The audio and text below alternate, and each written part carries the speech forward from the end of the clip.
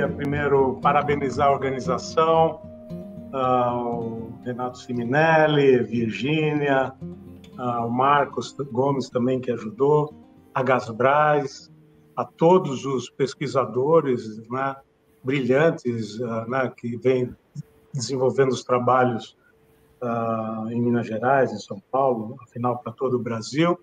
A Catarina Lacerda também, pela organização. E comemorar hoje o nosso primeiro dia de liberdade, libertar quase ser a tarde, né?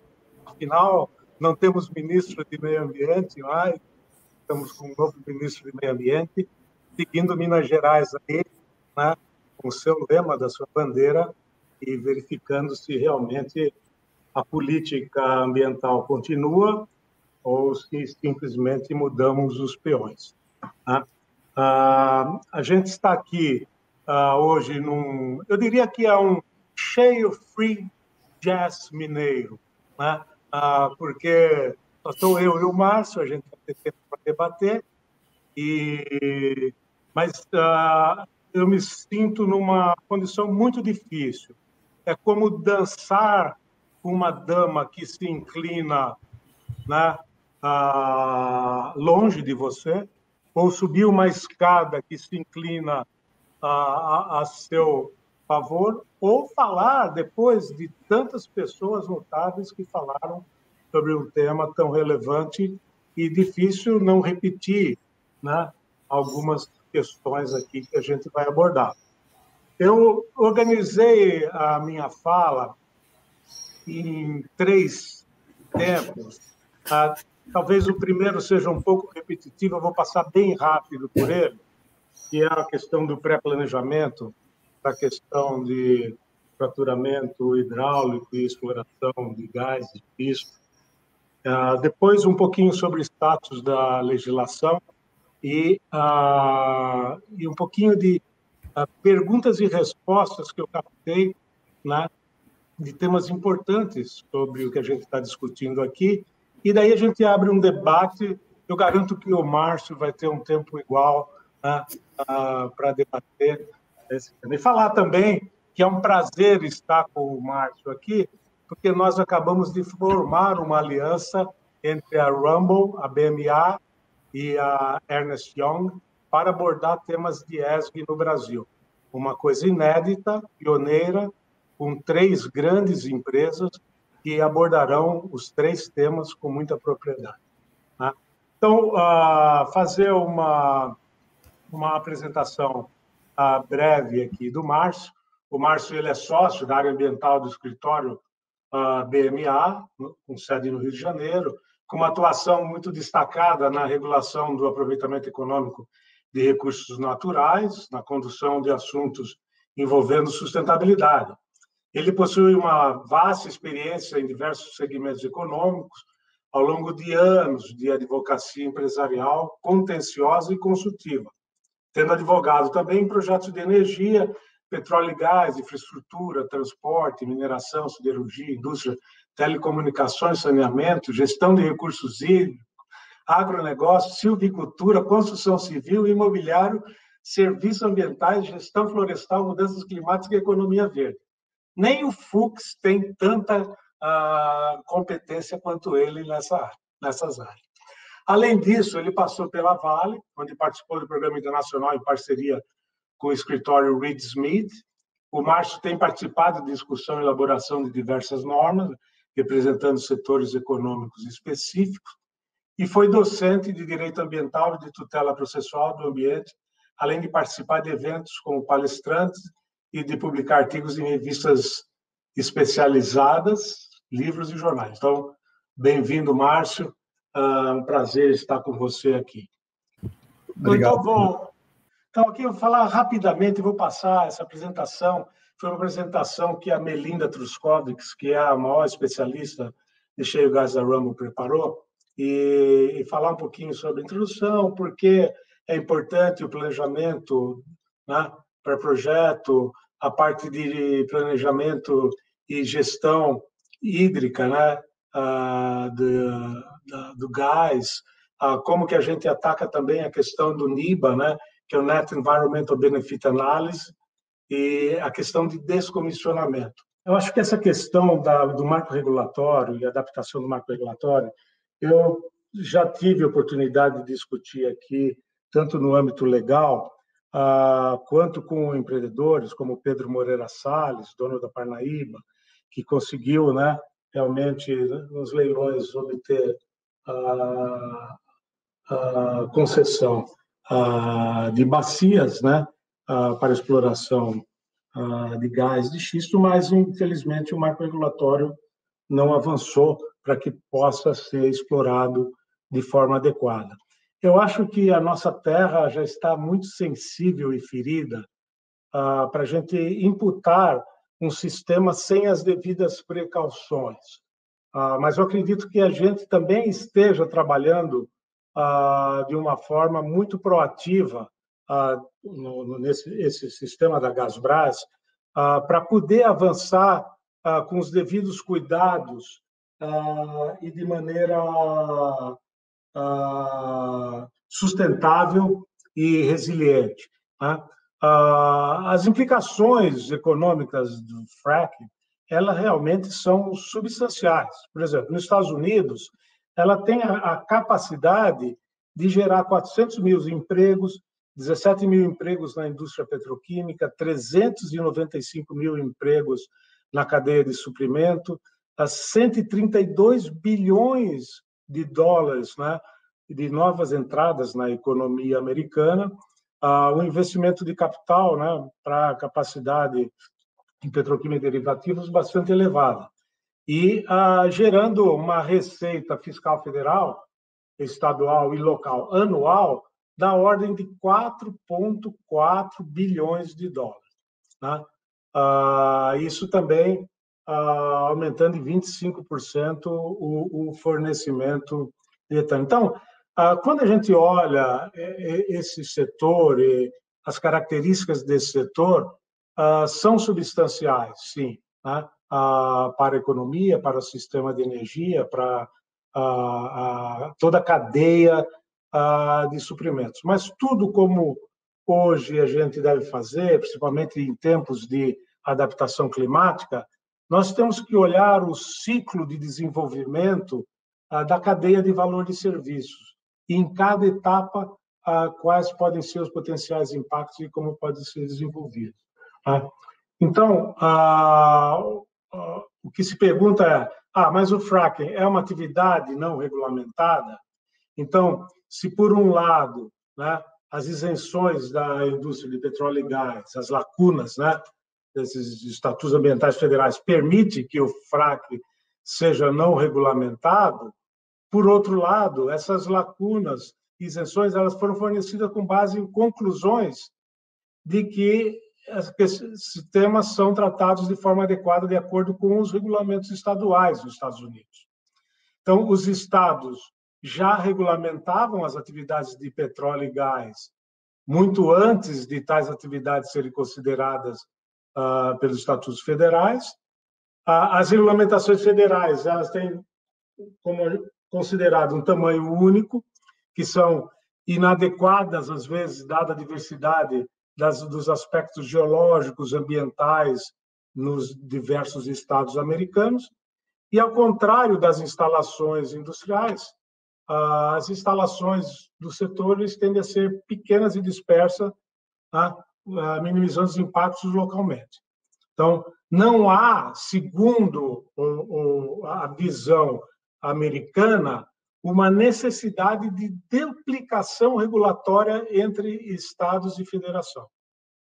Então, a natureza e extensão desse nível atual de atividade e a sofisticação da tecnologia não foi previstas pela lei e regulamentos anteriores a 2008. Então, a adequação desses regulamentos estaduais é mistério. Então, nos últimos anos, cada estado americano introduziu uma nova legislação e regulamentos, impondo requisitos muito mais rígidos, em reconhecimento ao crescimento dramático da atividade. E, de acordo com a diretriz do Congresso, a Agência de Proteção Ambiental americana, ela realizou um estudo abrangente dos impactos do fraturamento hidráulico. Eu vou apresentar esse relatório no final para vocês acompanharem, mas ele é encontrado facilmente na internet, e alguns dos principais resultados preconizados por esse relatório. Então, essa revisão regulatória estadual faz parte dessa avaliação também. E a Agência de Proteção Ambiental Americana está procurando outros mecanismos estatutários e regulatórios para tratar de questões preocupantes. E, no entanto, alguns estados já impuseram proibições ou moratórias sobre fraturamento hidráulico localmente, como o estado de Nova York, de Vermont e de Nova Jersey. Então, acredita, na verdade, que apenas Nova York que tem um potencial significativo para a aplicação dessas proibições e moratórias, né? Mas numerosas cidades e vilas, né, complementarmente, também emitiram proibições ou moratórias, e muitos estão sendo questionados como sendo uma violação da lei estadual. A maioria dessas moratórias são motivadas pela necessidade de melhor compreensão dos impactos, né? Como falou o nosso vice-presidente Mourão na entrevista do Sérgio Roberto Dávila, né, anteontem, o plano de comunicação é fundamental para que haja eficácia nesse processo todo. E daí eu captei aqui algumas perguntas, né, e algumas respostas para dar uma noção do problema em que a gente está abordando e como isso pode ser transferido para o Brasil, discutido no Brasil, e o Márcio certamente vai ter oportunidade para abordá-los também. Então, uma das primeiras perguntas é: o desenvolvimento de gás de xisto é regulamentado a nível federal, estadual, local?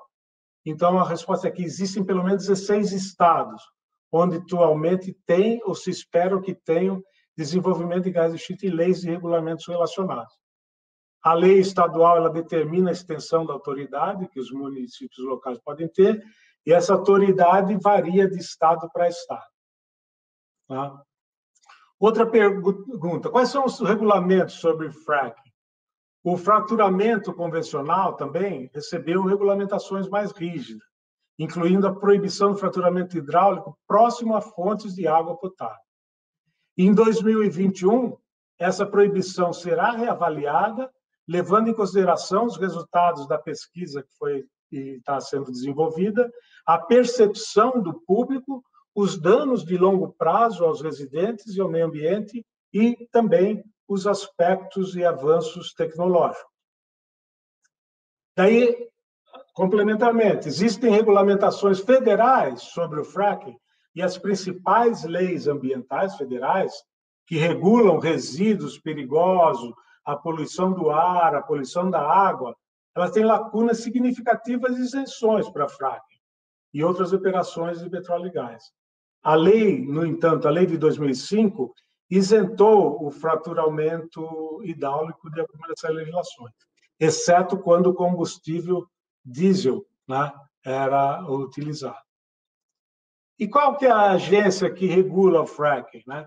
Então, existem regulamentos estaduais, a divisão de petróleo, gás, recursos geotérmicos, por exemplo, da Califórnia, dentro do Departamento de Conservação da Califórnia, é que é responsável por regulamentar o fraturamento hidráulico na Califórnia, e essa comissão se aplica aos regulamentos, principalmente sobre o monitoramento e relatórios do uso da água. Então, a gente já começa a ver que o grande impacto da questão do fraturamento hidráulico é em relação aos recursos hídricos. O uso do solo também será uma certa extensão, mas, assim como nós estamos entrando no processo de descomissionamento de plataformas que foi abordado, né, pela ANP, né, definindo uma norma para o processo de descomissionamento, a gestão dos resíduos, né, inclusive a questão de radioatividade, a norma, entre outros regulamentos, que são fundamentais no processo de descomissionamento, assim como na questão nos Estados Unidos, no âmbito do fraturamento hidráulico. E pergunta por que o gás de xisto é ruim? Então, os pesquisadores americanos descobriram que os poços de gás de xisto eles vazam quantidades substanciais de metano, um gás potente de efeito estufa. Isso torna seu impacto climático pior do que o gás convencional, segundo os pesquisadores americanos, e provavelmente pior do que o carvão, que também já é um grande vilão da questão climática nos Estados Unidos. Mas, por outro lado, quais são essas vantagens do gás de xisto? Então, o gás de xisto está tendo um impacto benéfico nos preços para os distribuidores e para os consumidores de gás natural, bem como alguns benefícios ambientais adicionais. O gás natural ele fornece 1/4 da energia total dos Estados Unidos e é usado para gerar 1/4 da eletricidade do país. Então, tem algum efeito benéfico. E por que a população rural é desproporcionalmente mais afetada pelo fracking? Porque as operações de fracking estão situadas em comunidades rurais. E porque o fracking na área rural sempre oferece mais espaço, é menos oneroso e menos trabalhoso do que o fracking em áreas suburbanas ou urbanas. Consequentemente, esses residentes em comunidades rurais, e vai ser abordado no painel seguinte, a questão de governança e comunicação, eles suportam uma quantidade desproporcional de externalidades negativas do fracking. Eu já tive a oportunidade de visitar uma fábrica de papel no Paraná, a Impacel, que era do ex-ministro da Agricultura, e uma fábrica novinha, com grande área de espaço para o tratamento dos efluentes, em menos de um ano conseguiu contaminar uma área muito extensa. Daí eu falo, mas por quê?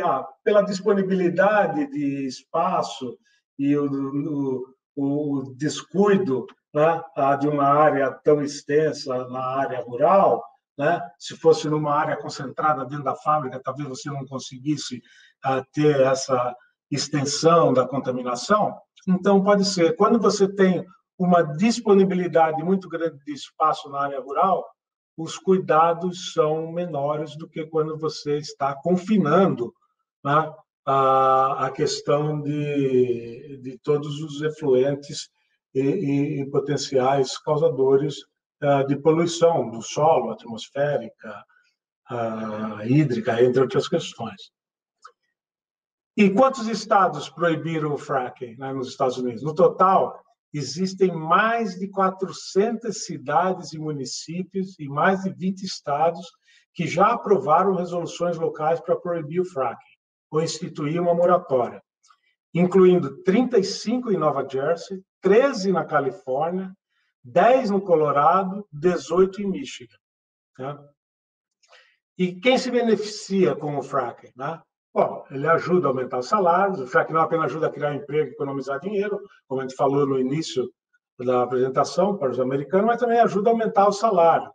Nos países onde os recursos de shale gas são extraídos por fracking, houve comprovadamente um aumento de 10% a 20% da renda média dos trabalhadores.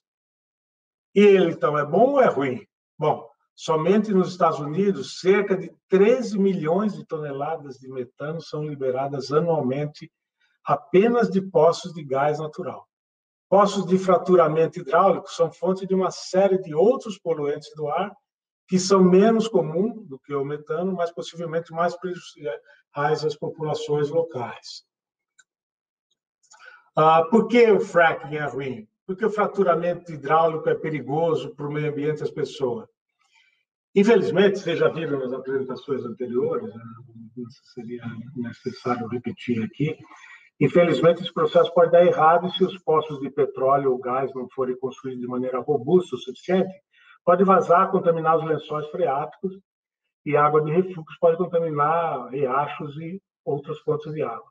Eu vi a apresentação anterior, né, do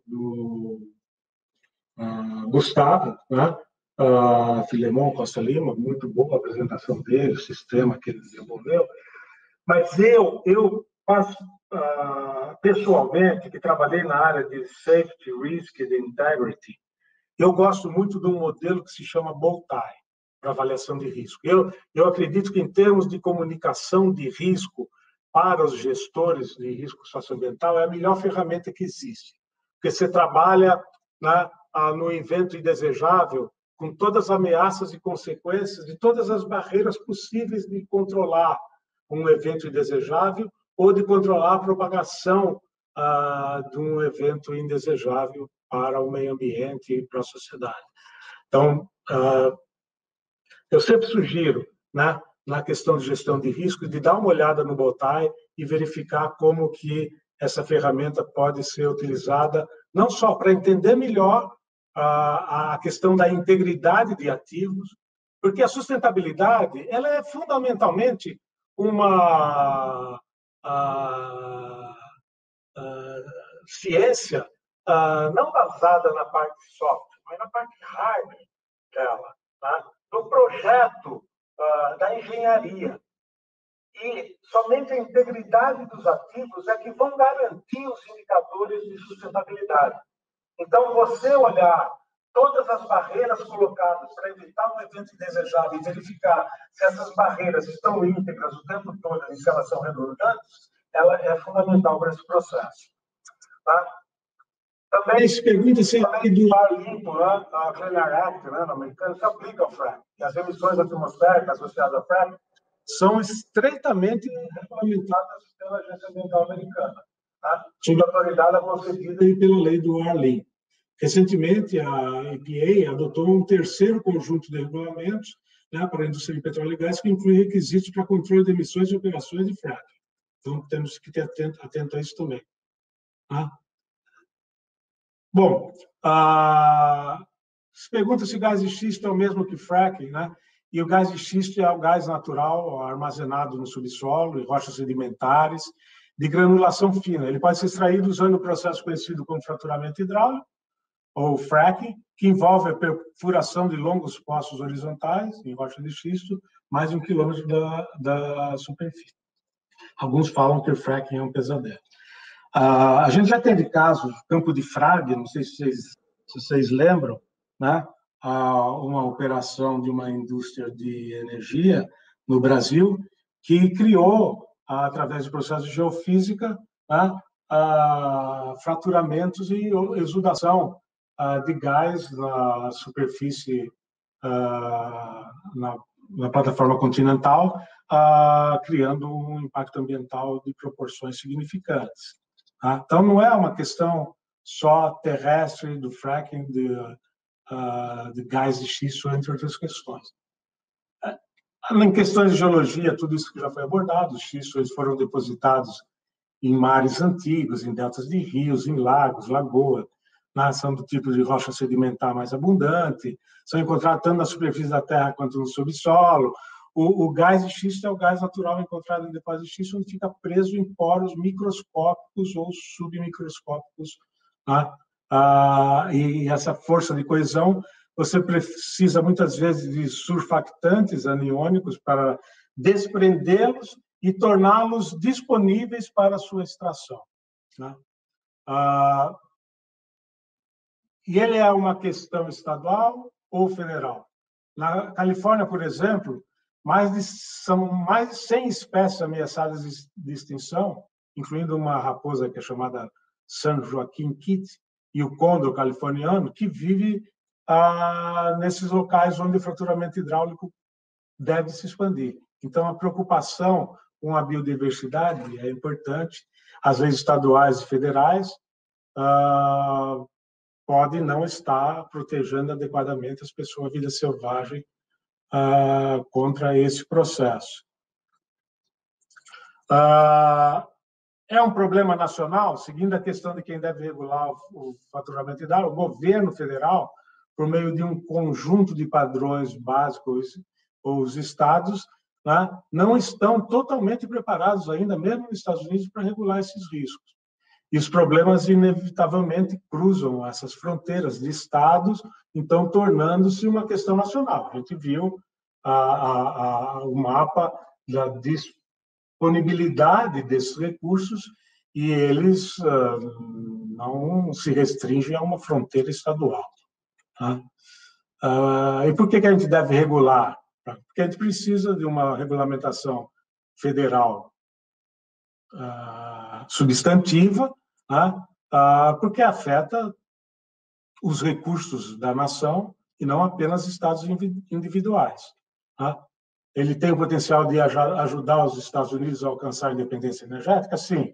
A impulsionar a economia? Sim. A reduzir poluição por gás de efeito estufa? Talvez, mas tem que ser estudado e analisado de forma sistêmica, e eu acho que o trabalho que vem se desenvolvendo na Gasbras é um trabalho relevante para o país para essa questão. Daí vocês adivinhem, qual é o país que tem o maior depósito de gás de xisto? Sem dúvida, é a China, que possui a maior reserva de gás de xisto do mundo. E também se pergunta quem é mais afetado pelo fracking. A gente já falou que as condições rurais de exploração desse recurso, certamente reforça as preocupações de que são os mais pobres que são mais propensos a lidar com a questão do fraturamento hidráulico em sua comunidade, e levanta preocupações de que essas populações que são vulneráveis sofrerão os impactos potenciais da saúde, poluição do ar, da água, extração de gás, comprometimento de recursos, entre outras questões. A gente já tem casos regionais de problemas dessa natureza, como os resíduos de carvão, em Santa Catarina, que lá a gente não tem um carvão, mas uma pirita carbonosa com um pH tão baixo que você chegou a se estabelecer uma fábrica de ácido sulfúrico a partir dos rejeitos de carvão. Então, é uma preocupação realmente que a gente deve levar em conta para esse problema. Alguns produtos já foram falados aqui, que são utilizados, Os ingredientes incluem metanol, etileno glicol, álcool propagílico, entre outros produtos químicos que são considerados perigosos à saúde humana. A gente falou anteriormente se algum estado baniu temporariamente o fracking. E os estados de Nova York e Maryland proíbem o fracking, na Austrália, o estado de Vitória também proibiu. Então, na revisão do marco regulatório legal, vale a pena uma consulta a esses locais para ver quais são os argumentos e como eles lidaram com essa questão. Então, como ele pode ser prejudicial e de alto risco, de acidentes que podem estar relacionados ao fluido de fraturamento hidráulico ou ao acúmulo de gás metano. Então, as emissões de gás no poço de xisto eles podem ter também impacto no processo de aquecimento global. A Agência de Proteção Americana, ela regula a injeção de fluidos no subsolo por meio de um programa de controle de injeção subterrânea, chamado de UIC, e embora os fluidos de fracking sejam isentos de acordo com o Safety Drinking Water Act, que é a lei de água potável dos Estados Unidos, águas residuais de operações do setor de petróleo e gás, refluxo de água produzida, eles não estão isentos se descartados em poços de injeção profundos e são regulados. Ela pode ser limpa, essa água? Sim. Eu aprendi com os cervejeiros, quando eu fiz a auditoria das 25 fábricas da Antártica, que a melhor cerveja não é aquela. Fala, não, onde tem a melhor água, você vai perto de Agudos, perto de Ribeirão Preto, lá você vai beber a melhor cerveja. Não, creiam, a água ela é sintética, ela pode ser produzida a melhor água de forma sintética. E, para minha surpresa, segundo os cervejeiros da Anheuser-Busch, a melhor cerveja da Antártica ficava no polo de Camaçari.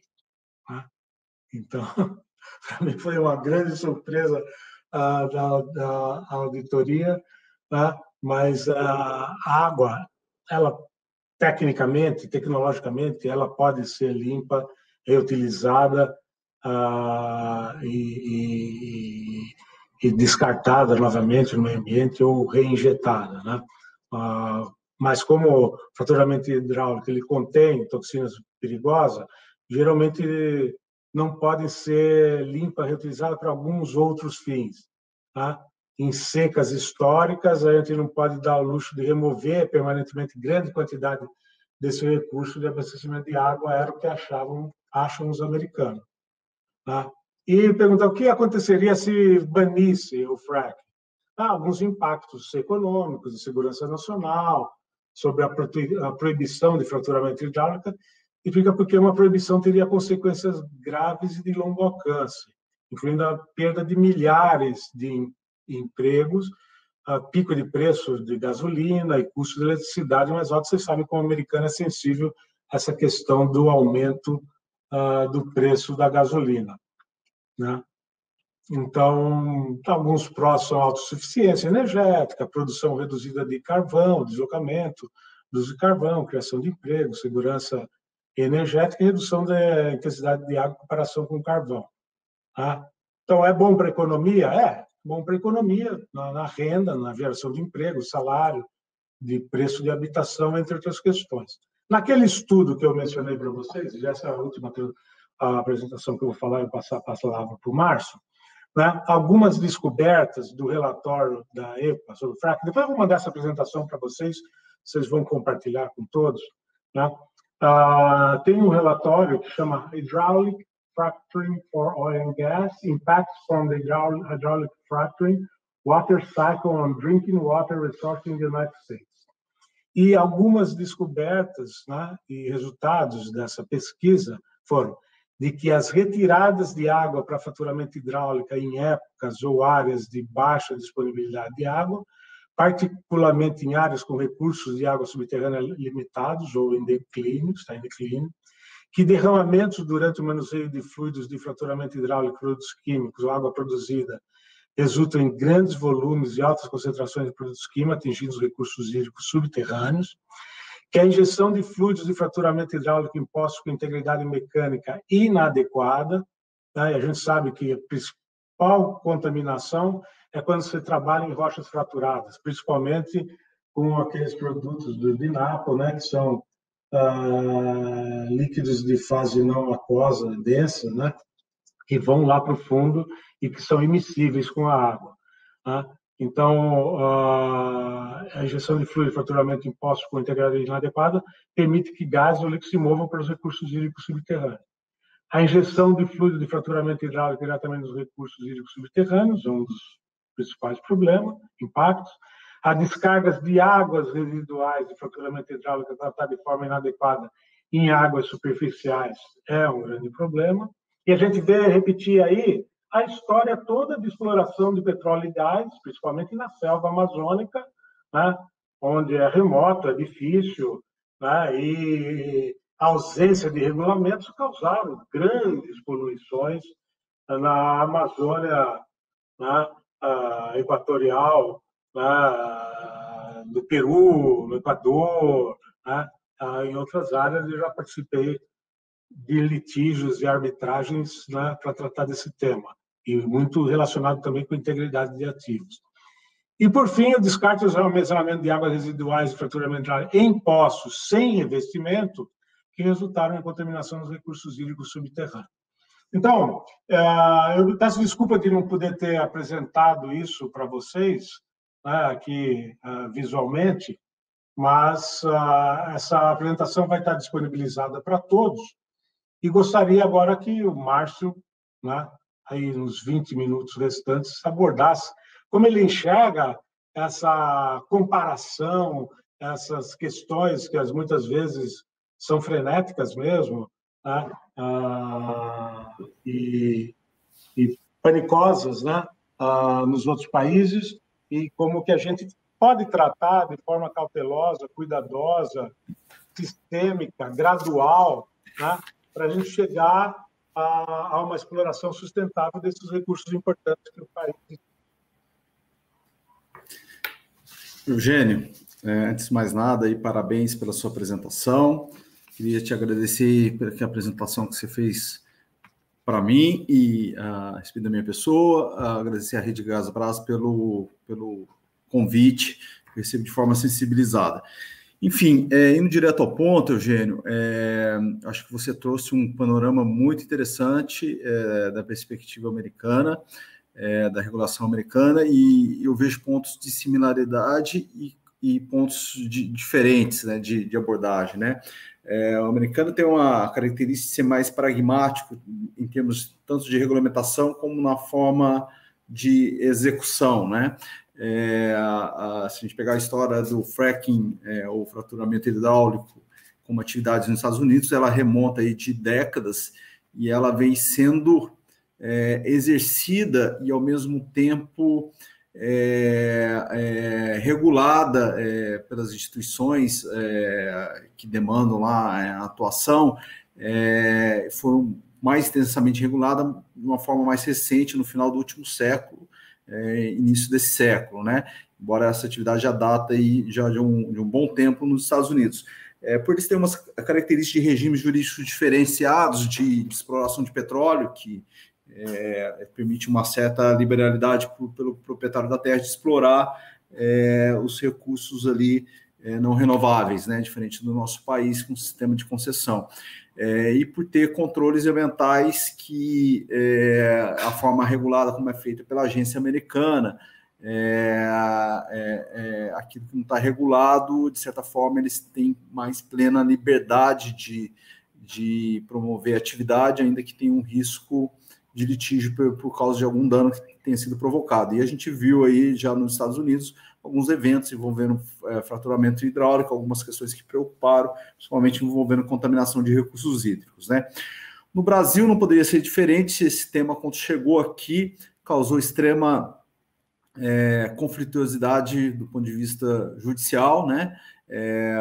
Só para lembrar, na 12ª rodada, com aprovação de áreas aí para se possibilitar esse início de aproveitamento hidráulico de reservatórios de uma forma não convencional, isso foi judicializado logo após o leilão, com a suspensão aí das áreas que foram concedidas, né? Eu tive participando dessa discussão judicial, enfim, basicamente a ação visava a suspender todo o processo de licitação, enquanto não se comprovasse uma viabilidade do uso dessa técnica no nosso país, né? E se também demandava, além dessa comprovação de viabilidade, uma regulamentação específica pelo Conselho Nacional do Meio Ambiente e uma avaliação ambiental de área sedimentar, que é um instrumento próprio, que existe aí regulado entre o Ministério de Minas e Energia e, na época, com apoio do Ministério do Meio Ambiente, para se fazer definições de blocos, né, de avaliação de blocos, de uma forma mais estratégica, de quais serão colocados para fins de exploração. Enfim, essa ação visava isso e foram seguidos por outras ações no Piauí, São Paulo e Bahia também, que tiveram o mesmo resultado de bloquear aí os blocos que foram concedidos, né? Até hoje a gente não tem uma regulação do CONAMA, né, evidentemente, e temos apenas uma regulação feita pela Agência Nacional de Petróleo, 21 de 2014, que trata especificamente do que é necessário em termos de gerenciamento ambiental, trazendo algumas restrições com foco em recursos hídricos, e outras questões relacionadas ao próprio controle regulatório por parte da ANP, né? Segurança, enfim, outras questões que são mais típicas daquela agência, né? Essa foi uma tentativa de preencher uma lacuna regulatória no nosso país sobre isso, mas, a meu ver, talvez não tenha exaurado o tema de uma forma suficiente, né? Enfim, olhando esse cenário que foi colocado a partir de 2014, fica claro para mim algumas coisas que são similares e diferentes em relação à regulação americana, né? Vamos pegar aí pela diferença que no nosso país, quando algo não é regulado, diferente dos Estados Unidos, que lá se tem mais liberdade para você atuar, aqui geralmente é ponto de extrema insegurança jurídica. Quanto é regulado, a gente já tem uma conflituosidade, quanto não é regulado, você tem um espaço imenso onde o nosso judiciário é extremamente, vamos dizer, casuístico, né, nas decisões, e acaba adotando teses que são colocadas ali. Lógico, a gente tem que compreender a situação de um juiz quando recebe uma ação de um órgão de peso, como o Ministério Público, e aponta vários problemas ambientais com uma nova técnica que está sendo introduzida no país, e aí acende a luzinha do risco, e do risco a pessoa se vê na obrigação de determinar alguma ordem que vá proteger a população contra esse risco, né? Então, é esse cenário que surge. E, na época, eu participava com o setor de óleo e gás, de discussões acerca da não ou a regulação, sim, dessa técnica, e esse ponto sempre esteve na mesa, né? Isso acabou resultando, participei um pouquinho dessa regulação da ANP, mas vamos olhar um pouquinho do lado dos órgãos ambientais, né? Em termos de controle, que é a premissa colocada nas ações judiciais pelo Ministério Público que envolve essa técnica no Brasil. Há uma premissa que se trabalha muito no nosso país, de que geralmente, para controlar um risco ambiental, uma situação de uma técnica nova, desconhecida sobre seus efeitos no meio ambiente, pelo menos desconhecida no nosso país, lá nos Estados Unidos já tem uma cultura grande técnica sobre isso, se tentar buscar uma regulação via CONAMA, ou buscar técnicas de regulação via licenciamento ambiental, né? Vamos dizer assim, né, Eugênio, você conhece bem isso, o que é problema, muitas vezes coloca lá dentro do licenciamento que o licenciamento ambiental resolve, né? A gente sabe que às vezes não é muito bem isso que acontece, e às vezes o licenciamento ambiental vira um para-raio para todos os males aí das nossas situações sociais e ambientais que existem nesse país, né? Você colocou muito bem as dificuldades de você ter explorações em ambientes mais sensíveis, como é o caso da Amazônia e outros ambientes. Eu tive a oportunidade de trabalhar em alguns projetos de shale gas envolvendo a parte fundiária e ambiental, inclusive no norte de Minas, e a gente sabe como que são diferentes cada território onde você ocupa, cada um com a sua preocupação, inclusive social, né? Enfim, só para dar esse panorama, eu acho que num país diverso como o nosso, às vezes é muito difícil você também tentar estabelecer regulações universais ou para um órgão federal que possa tratar endereçar todos os interesses de uma forma homogênea dentro dessas diversidades, né? Mas há uma outra característica no país, no Brasil, que nesse ponto também é similar aos Estados Unidos, que aqui os bens ambientais, tais como lá, eles têm leis próprias, né? Recursos hídricos tem uma lei própria, nos Estados Unidos tem a lei de proteção à água, lá tem a lei de proteção atmosférica aqui também, enfim, é dessa forma que a gente trabalha quando se fala de controle ambiental. E, a rigor, você tem uma quantidade enorme de regramentos no Brasil que são, a meu ver, suficientes para você tratar alguns aspectos ambientais de controle da atividade. Lógico, algum ajuste, um ou outro, né? O que me chama mais atenção na técnica do fracionamento hidráulico de reservatório não convencional é que quando você, pela dinâmica da atividade, do pouco que eu conheço dela, que você tem que perfurar e conforme você vai perfurando, você tem que mudar.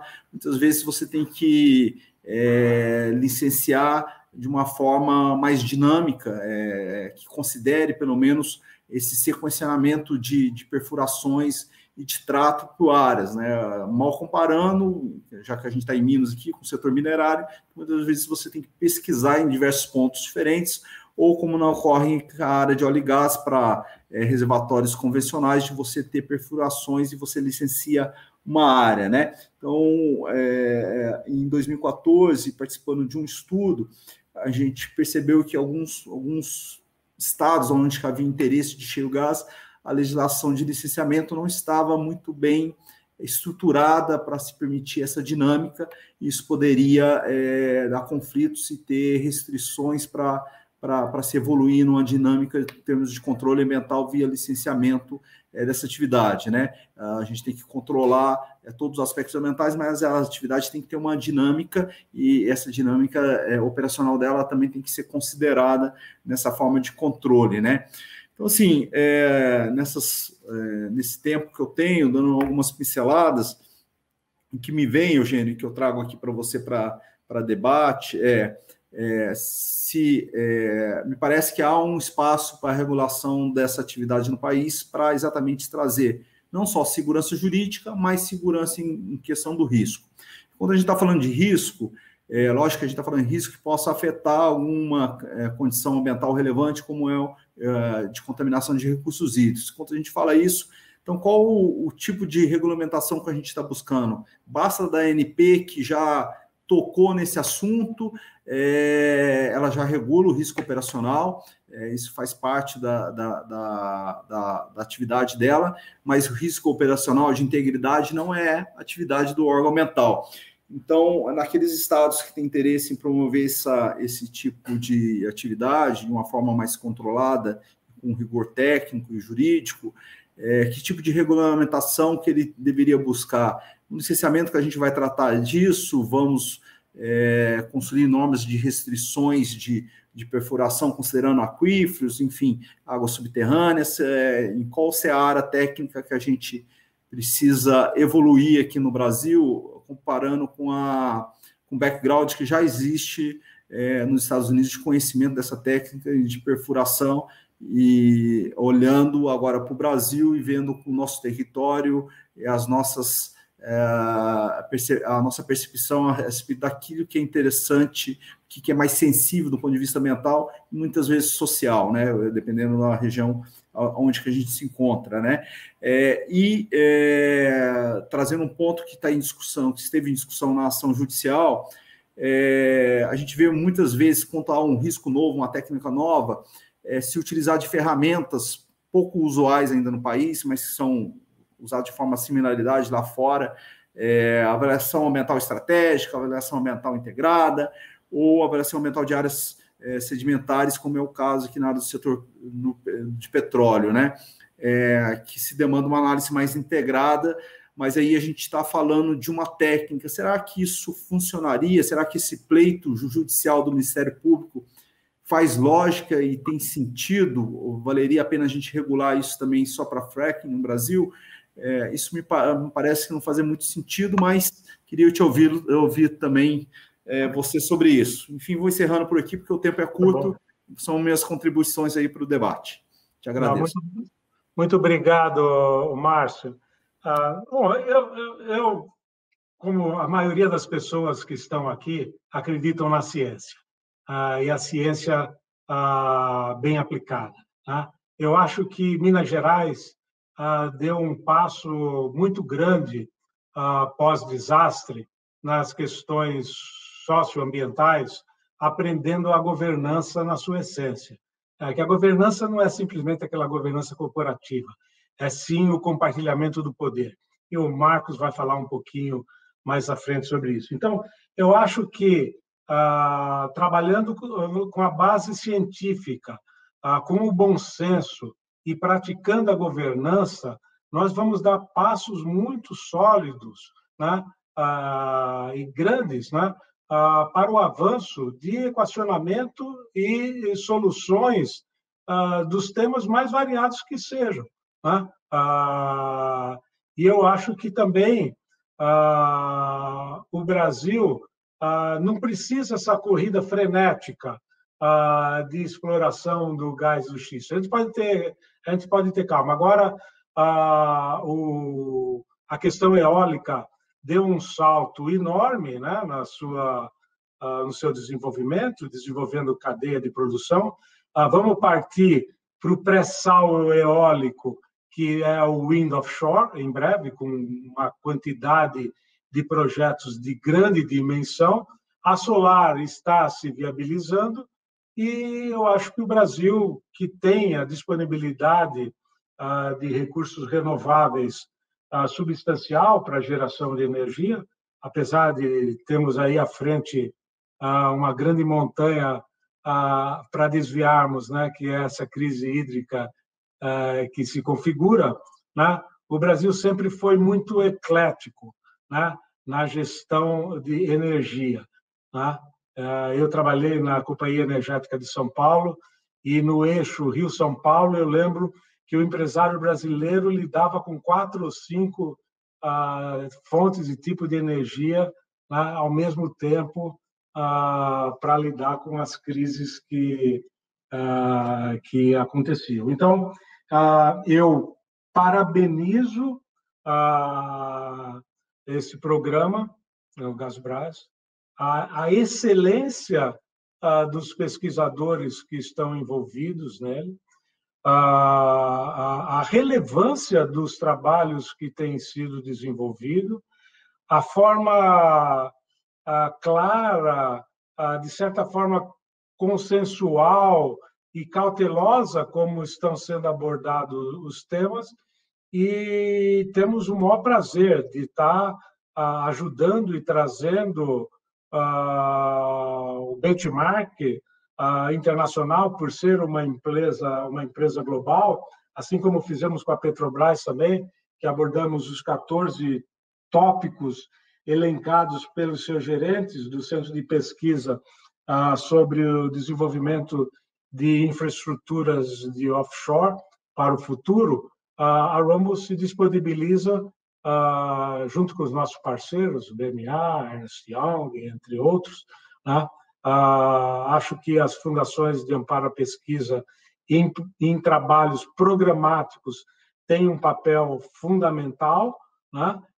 De multiplicar e disponibilizar recursos para a pesquisa. Então, eu acho que estamos no caminho certo. A chance de sucesso é muito grande. E liberta quais sabe também.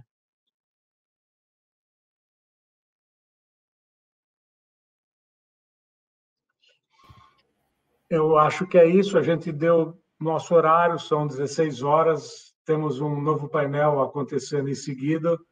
Catarina, eu acho que o nosso painel me deu por satisfeitos dos debates e podemos avançar. Agradeço, Eugênio, aí, pela possibilidade de participar com você nesse debate. Obrigado, Catarina.